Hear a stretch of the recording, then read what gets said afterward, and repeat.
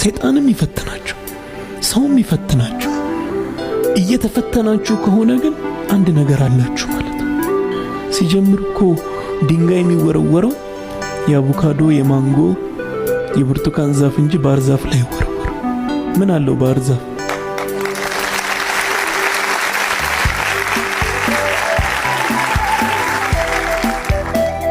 ቻሌንጅ ውስጥ ከሆናችሁ ማለቃቀሳችሁን ትተውና ኦኬ አንድ የሆነ ነገር አለኝ ማለት ነው።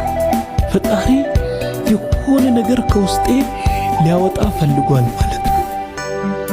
ታንክስ ቱ ፔን አይደል? ታንክስ ቱ ቻሌንጅ። ለሆኑ ለሰደቡን፣ ለሆኑ ለፈተኑን ሰዎች ምስጋና ይድረስ።